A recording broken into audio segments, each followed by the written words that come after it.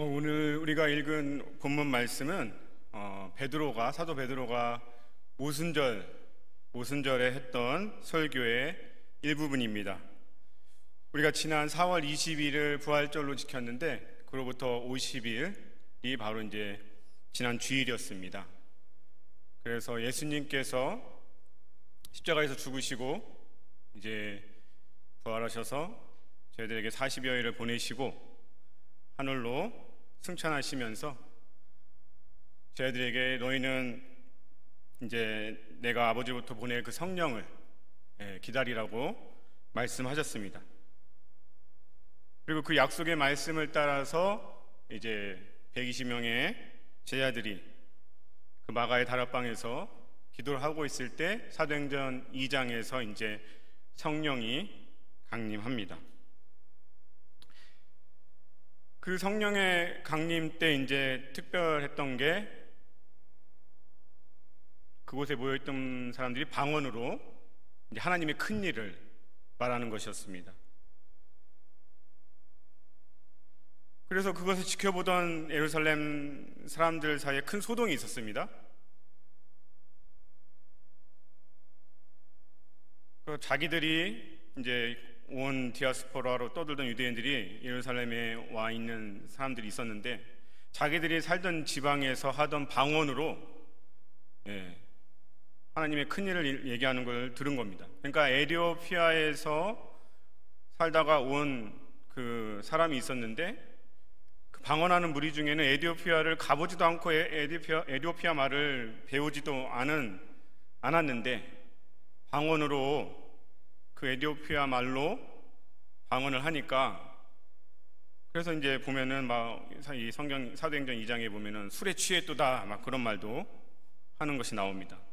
그 소동을 보고 베드로가 오늘 이 오순절 명설교를 시작합니다. 그래서 베드로 이 사도가 하는 설교의 핵심 내용을 보면은 간단히 요약하자면 이 사람들이 술에 취한 게 아니라 이것이 바로 예수님께서 승천하시기 전에 약속했던 그 성령이 바로 우리에게 임한 것이다. 예수님께서 십자가 고난을 당하시고 죽임당하셨지만 하나님께서 그 예수님을 살리셨다. 그리고 살아나신 예수님을 하늘보좌 우편에 앉히시고 예수님이 그가 약속하신 성령을 아버지께로 받아서 너희가 보고 듣는 이것을 즉 성령을 부어주신 것이다. 우리 조상 다윗도 그리스도의 부활을 미리 보고 그 부활에 대해서 증언을 했음을 성경을 통해 우리가 알 수 있다. 그리고 우리도 이 일의 증인이다. 이 일의 증인이라는 건 부활을 말하는 겁니다. 그래서 이 사도 베드로는 성령의 강림 사건을 부활과 연결시키고 있습니다. 예수님께서 부활하셨기 때문에 약속한 대로 하나님께서 성령을 부어주신 것이다. 사도 베드로는 이 교회 세아에 남을 명설교, 이 설교로 3,000명이 회심했다고 기록하고 있습니다. 이 설교는 정말 명설교로서 성경 말씀에 근거한 부활의 역사성을 증언하고 또 자기의 실제 경험을 통해서 부활의 실제성을 증언하고 있습니다. 우리가 다 알다시피 우리가 믿는 기독교의 그 신앙의 핵심, 예수 그리스도를 믿는 믿음의 핵심 두 가지를 꼽으라고 하면 우리는 많은 사람들이 십자가와 부활을 얘기합니다. 예수님의 십자가 죽음 없이는 우리는 우리의 죄로부터 해방될 수도 없고 구원받을 수도 없습니다. 하지만 예수님의 그 십자가의 죽음은 부활이 없으면 아무것도 아닙니다. 예수님의 그 십자가의 구원은 부활을 통해 완성되기 때문에 부활이 없으면 우리는 여전히 죄의 문제로부터 자유롭지 못하고 우리의 구원이 완성되지 않는 것입니다. 그래서 사도 바울은 우리가 다 아는 말씀이죠. 고린도전서 15장 19절에 의하면 부활이 없으면 우리의 믿음도 헛것이 되고 모든 사람들 가운데 우리들은 가장 불쌍한 자들이라고 말하고 있습니다.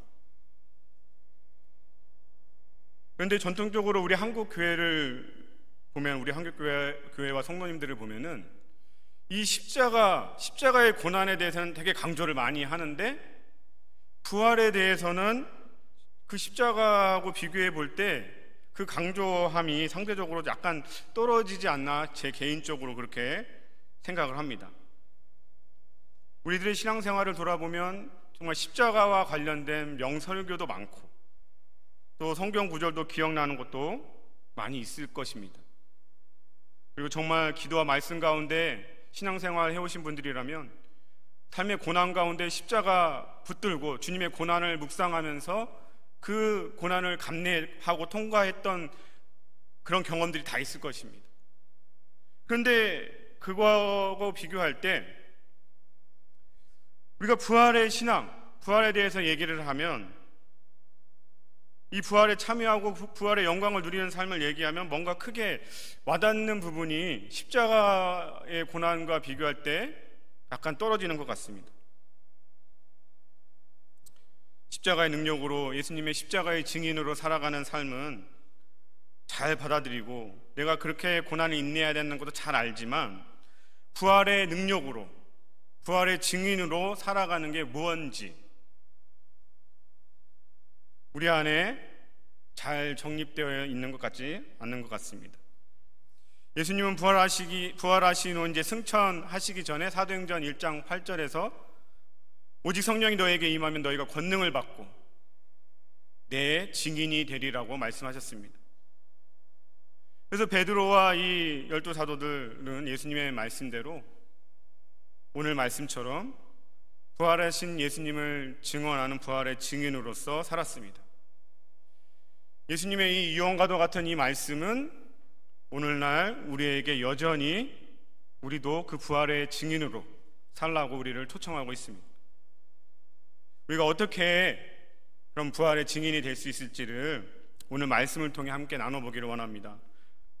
오늘 말씀을 보면은 우리가 예수님을 닮은 그 변화된 삶, 그 변화된 삶을 통해서 우리 믿음의 공동체에게 우리의 변화된, 서로의 변화된 모습을 보여줄 때 우리는 부활의 증인이 될 수 있는 것을 알 수 있습니다. 오늘 이것을 제가 함께 나눠보려고 합니다. 오늘 본문 말씀 중에 32절 말씀이 이제 핵심인데요. 베드로는 그 예수님의 부활을 가리켜 우리가 다 이 일의 증인이로다 이렇게 말씀하고 있습니다. 그러니까 베드로가 지금 부활의 증인이라고 하는데 내가 부활의 증인이다 이렇게 얘기하지 않고 우리가, 그 당시 거기에 있던 초대교회 성도들이겠죠. 우리가 다 부활의 증인이라고 말씀하고 있는 것입니다. 그것을 강조하기 위해서, 우리를 강조하기 위해서 다 모두 한 사람도 빠짐없이를 넣어서 더 강조하고 있습니다. 그래서 이 말씀을 보면 우리가 달라진 베드로의 모습을 볼 수 있습니다, 여러분. 우리가 다 알다시피 베드로는 12제자 중 이제 수제자로서 특징이 뭐죠? 뭔가 나서기 좋아하고 자신의 믿음을 사람들 앞에서 막 자랑하기를 좋아했습니다. 우리가 잠깐 살펴보면 마태복음 14장에서 이제 예수님께서 물 위로 걸어오실 때 다른 제자들은 이제 유령인 줄 알고 다 놀라는데 베드로는 주위에 놀라는 그 제자들 신경도 안 쓰고 그 주님의 물 위로 걸어오는 기적을 자신도 체험하고 싶은 것이었습니다. 그래서 주여 만일 주님이시거든 나를 명하사 물 위로 오라 하소서 이렇게 말합니다. 그리고 주님께서 오라고 하자 이제 물 위로 걸어가다가 들려오는 바람을 이렇게 보고는 물에 빠지게 되죠. 그래서 주님께 이제 소리질러 구해달라고 소리 지르니까 예수님께서 믿음이 작은 자여 왜 의심하였느냐라고 이렇게 책망을 또 듣습니다. 이어서 마태복음 17장에서 보면 이제 그 예수님께서 변화산 사건, 변화산에 오르셔서 영광스러운 모습으로 변화될 때 베드로는 그 영광스러운 주님과 모세와 엘리야와 영원히 함께 하고 싶었습니다. 그래서 다른 제자들은 안중에도 없이 얘기하기를 주여 우리가 여기 있는 것이 좋사오니 주께서 만일 원하시면 내가 내가 여기서 초막 셋을 짓되 하나는 주를 위하여, 하나는 모세를 위하여, 하나는 엘리야를 위하여 하리이다 라고 말합니다. 마태복음 26장에서 예수님께서 십자가 지시기 전에 제자들이 자신을 버리고 도망갈 것을 말씀하시죠. 너희가 나를 버리리라. 그러자 베드로가 어떻게 얘기합니까? 모두 주를 버릴지라도 나는 결코 버리지 않겠나이다 라고 말합니다. 이 핵심을 캐치하고 계신지요? 이 자기의 중심성. 마지막으로 요한복음 23장에서도 예수님이 이제 그 마지막 최후의 만찬에서 제자들의 발을 씻기시고 새 계명을 주실 때 베드로는 주님이 자기 발을 씻는 것을 막습니다. 못하게 막습니다. 예수님이 다른 제자들의 발을 씻기는 것을 이렇게 상관도 하지 않으면서 말하기를 내 발은 절대로 씻지 못하시리이다 이렇게 말합니다. 예수님께서 내가 너를 씻어주지 아니하면 내가 나와 상관이 없느니라 하니까 또 말하기를 주여 내 발뿐만 아니라 손과 머리도 씻어주옵소서 이렇게 말합니다. 그러니까 부활을 경험하기 전에 베드로의 모습은 어떻습니까? 자기밖에 모르는 신앙입니다. 자기밖에. 자기 중심적인 신앙. 나만 잘 되면 된다는 신앙. 나만 잘 믿으면 된다는 신앙. 그래서 이 다른 사람은 안중에도 없는, 공동체는 안중에도 없는 겁니다. 오직 자신뿐입니다.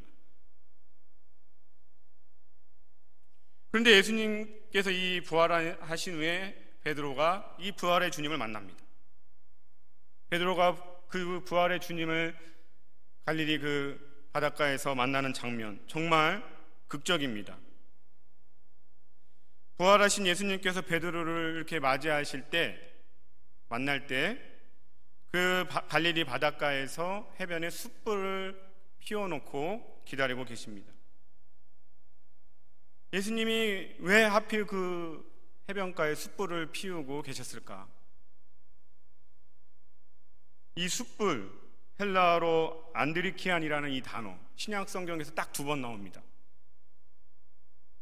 요한복음 18장에 보면 이제 베드로가 예수님을 부인할 때, 그때 거기서 불을 쬐고 있었다고 합니다. 그 불이 바로 이 숯불입니다. 이 해변가에 피웠던 숯불.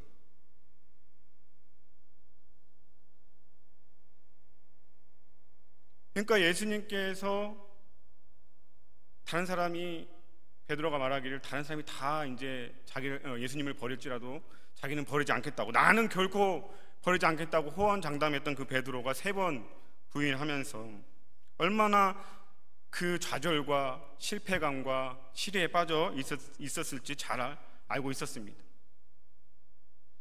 그래서 예수님은 베드로가 부인할 때 쬐고 있었던 그 동일한 숯불을 해변가에 피워놓고 베드로를 맞이하는 겁니다.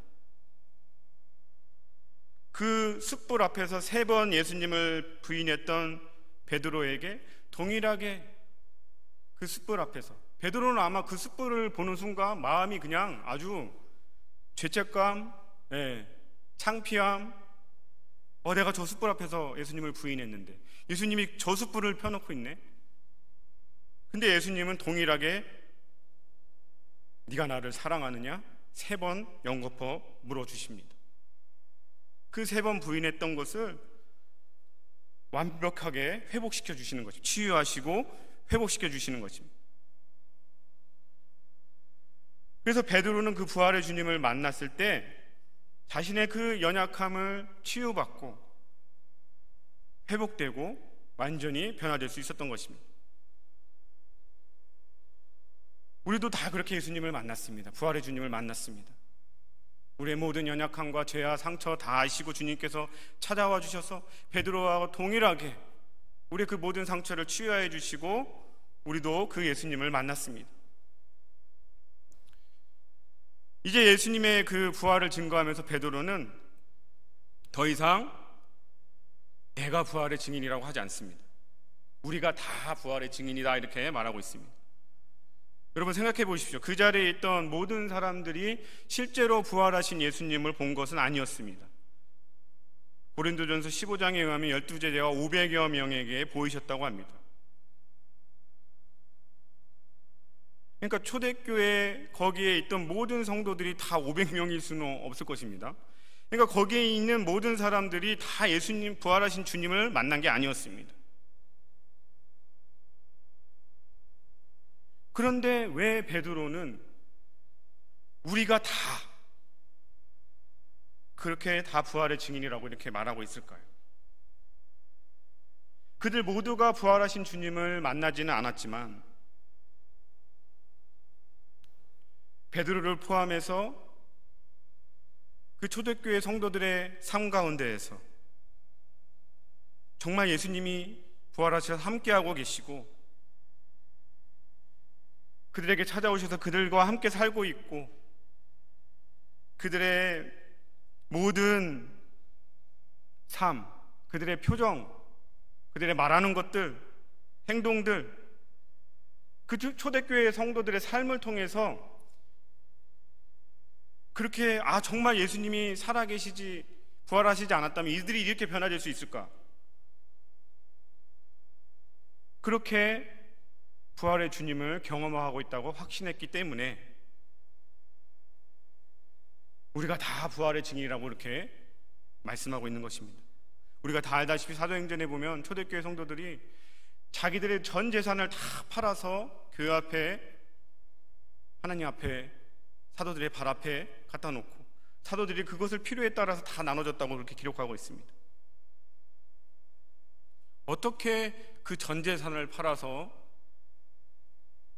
교회에 나눠줄 수 있을까? 가져올 수 있을까? 결코 쉽지 않은 것입니다. 그들이 정말 예수님의 부활을 경험하면서 그 교회 공동체의 성도들과 함께하면서 정말 우리 주님께서 우리 교회 안에 함께하고 계시구나, 이 변화된 삶을, 이 사람들의 이 변화된 삶을 보면 확신하는 겁니다.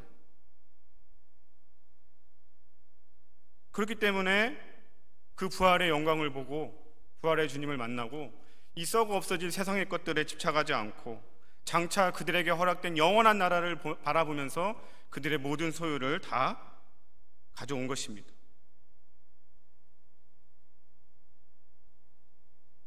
오늘 우리 영생교회 공동체로 모인 사랑하는 성도 여러분, 우리 모두가 그렇게 주님의 몸된 교회를 이루면서 서로에게 부활의 증인으로 이 자리에 함께 하고 있는 줄 믿습니다. 우리가 지금 서로를 볼 때 우리 안에 살아계신 주님을 그렇게 볼 수 있는 것입니다. 또한 살아계신 주님으로 인해 변화된 우리의 모습, 그리고 앞으로도 계속해서 변화되어갈 우리의 모습을 보므로 우리는 살아계신 주님을 확신하고 서로에게 부활의 증인이라고 담대하게 고백할 수 있는 것입니다. 내가 아직 믿음이 연약해서 내가 부활의 증인이라고는 말할 수 없는 분도 계시겠지만, 우리 영생교회 공동체를 봤을 때 열심히 선교하고 전도하고 정말 하나님 나라를 위해 사는 옆에 지체들을 봤을 때 우리가 부활의 증인이라고는 할 수 있다는 것입니다. 부활의 증인은 혼자 될 수가 없는 것입니다. 히브리 율법에서도 신명기 말씀해 보면 증인이 합법적으로 성립되려면 최소한 두세 사람의 증인이 필요했습니다. 그래서 예수님께서도 두세 사람이 모인 곳에 내가 너희와 함께하리라.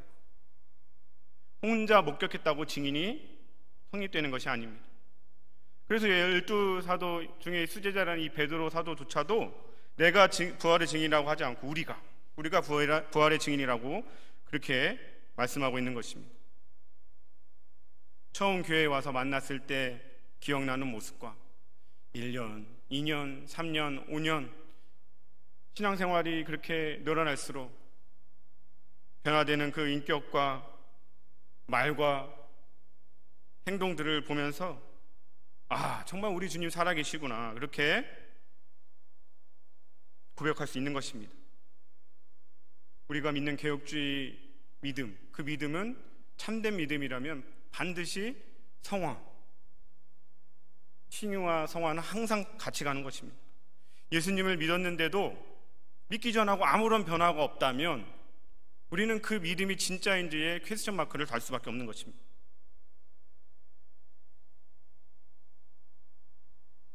오늘 말씀을 통해 우리는 사도 베드로가 부활의 증인이 될 수 있었던 것이 단지 죽음을 두려워하지 않는 어떤 막 담대하고 앞장서서 복음 전하고 핍박에도 굴하지 않고, 물론 그런 담대함도 부활의 증인이 될 수 있지만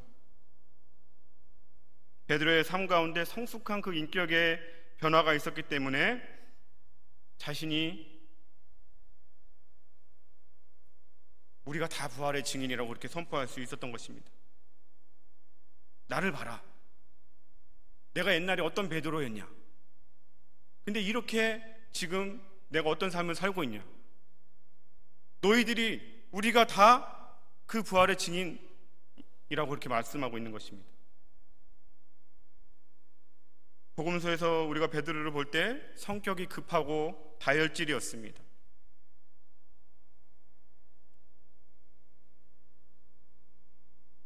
하지만 우리가 베드로가 사도가 기록한 이제 베드로 전후서를 보면은 정말 놀라울 정도로 베드로는 완전히 변화된 것을 볼 수 있습니다. 그래서 베드로는 성경에서 예수님을 통해서 사람이 어떻게 변해질 수 있는지를 우리에게 가장 잘 보여주는 사람 중에 한 명입니다. 우리가 성경의 사복음서를 읽을 때도 성경의 저자들 마태, 마가, 누가, 요한 우리가 잘 모릅니다. 우리가 마태를 얼마나 많이 압니까? 마태복음을 읽을 때 별로 나오지 않아요. 세리 마태. 마가는 12제자도 아니었습니다. 베드로의 그 불러주는 복음을 마가가 받아 적은 거죠. 누가 의사라는 것밖에 우리는 아는 게 없습니다. 그러니까 우리가 이 성경의 저자들이 쓴 사복음서를 읽을 때도 그 저자가 누구인지는 잘 모릅니다. 어떤 사람인지. 근데 왜냐하면 이제 이벤트, 사건, 스토리가 안 나오기 때문에. 근데 사복음서에 제일 많이 나오는 인물의 그 사건과 스토리는 베드로입니다. 베드로. 아까도 살펴봤지만 여러 사건과 그런 게 예수님과 함께 얽혀져 있어요. 이렇게 연결돼 있어요.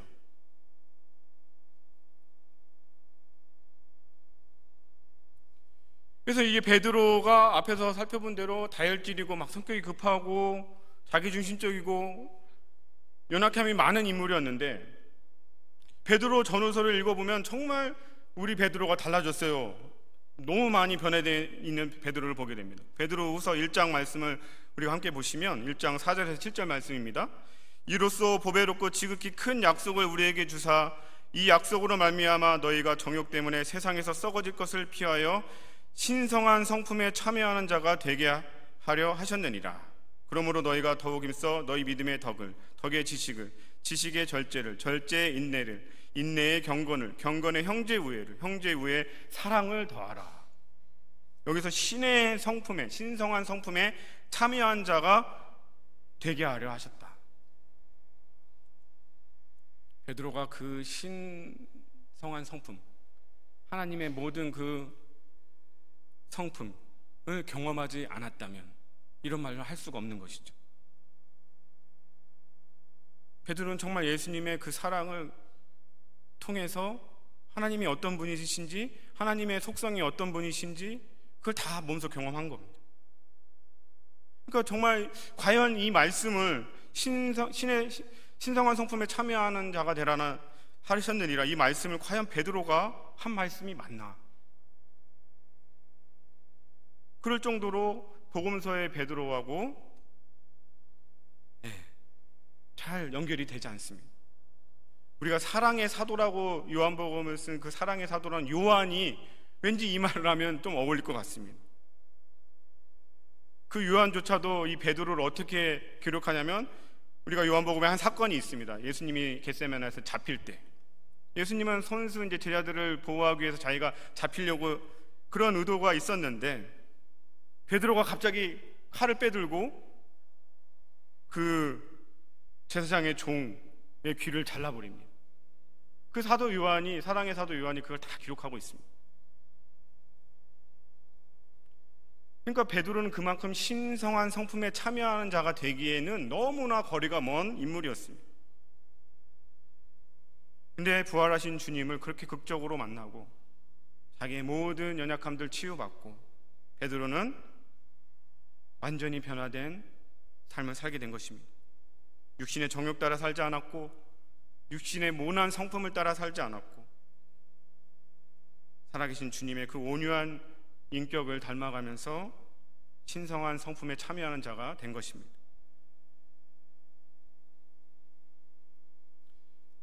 그래서 아까 말씀드린 대로 베드로를 아는 사람은 베드로가 얼마나 변화되었는지를 알기 때문에 베드로가 우리가 다 이 일의 증인이라고 할 때 끄덕끄덕 할 수밖에 없는 것입니다.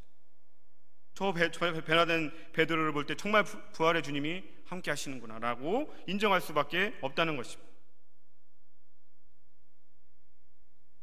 우리가 그렇게 믿음의 공동체와 함께하면서 서로를 격려해주고 위로해주고 위해주고 그 주님의 성품을 훈련하면서 점점 그리스도의 인격을 닮아가는 장성한 분량까지 자라가는 우리의 모습을 보면서 우리 공동체가 그렇게 부활의 증인이 될 수 있는 것입니다.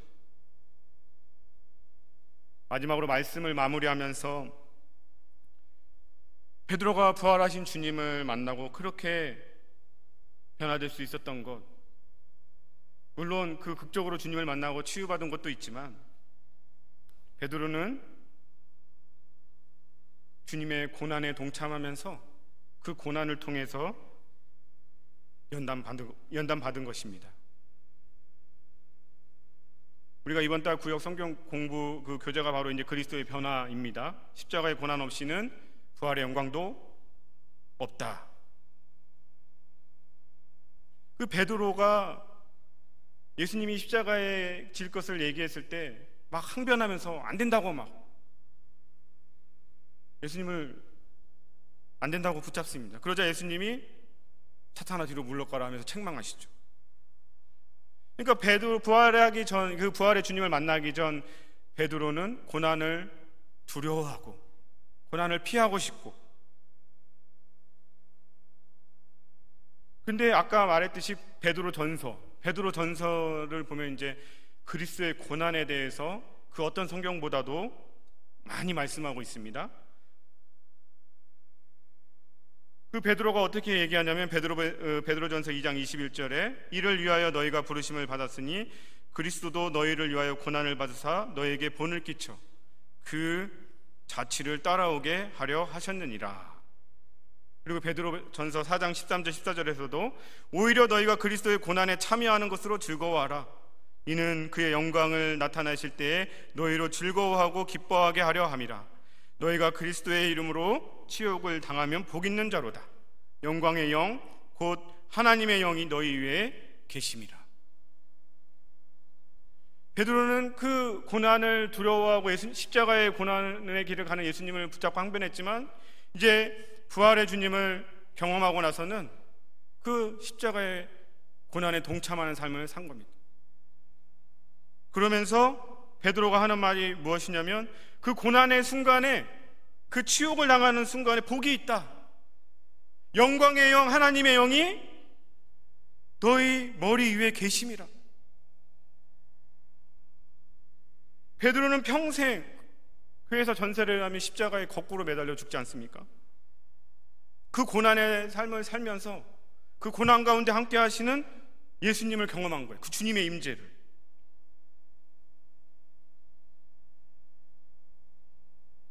그래서 이제 담대하게 고난에 참여해라. 예수님이 고난의 길을 가신 것은 그 본을 보여주시기 위함이었고 너희도 따라오게 하기 위함이었고 그 고난 가운데 복이 있다. 하나님의 영광의 영이 함께하기 때문이라고 그렇게 자신 있게 선포하고 있는 것입니다. 우리에게 권면하고 있는 것입니다. 베드로가 부활의 증인이 될 수 있었던 것, 그 고난의 삶 가운데에서 주님의 은혜를 늘 경험하면서 다윗이 시편에서 고난당함이 유익이라 내가 주의 율례를 배웠나니라고 그렇게 고백하는 것처럼 그 고난을 통해 주님의 은혜를 더 깊이 경험하고 함께 하시는 주님의 그 하나님의 영광을 경험함으로 더욱더 성숙하고 변화된 인격으로 그렇게 부활의 증인의 삶을 산 것입니다. 사랑하는 성도 여러분, 우리가 지금 이 땅에서, 이 미국 땅에서 디아스포라 이민의 삶을 사는 것, 우리가 바로 그 고난에 동참하고 있는 것입니다. 근데 베드로는 그 고난의 삶 가운데 있을 때, 고난이 우리에게 가장 주는 유익은 우리가 부활의 증인이 될 수 있는, 하나님의 은혜를 더 경험하고 하나님의 임재를 더 경험하고, 그로 인해서 우리가 더 변화의 삶을, 주님을 닮아가는 인격의 삶을, 성숙한 성화의 삶을 살 수 있는 그 기회라고 말씀하고 있는 것입니다. 우리가 이 말씀 앞에서 지금 이 시간 가운데에도 정말 힘들고 어려운 순간을 지내고 있는 분들도 계실 것입니다. 하나님께서 그 머리 위에 하나님의 영이 함께한다는 이 말씀을 붙들고 그 주님의 임재 안에, 은혜 안에 더 간절히 나아가서 주님을 더 깊이 만남으로 우리가 부활의 증인이 다 되시기를 예수 그리스도의 이름으로 축복드립니다.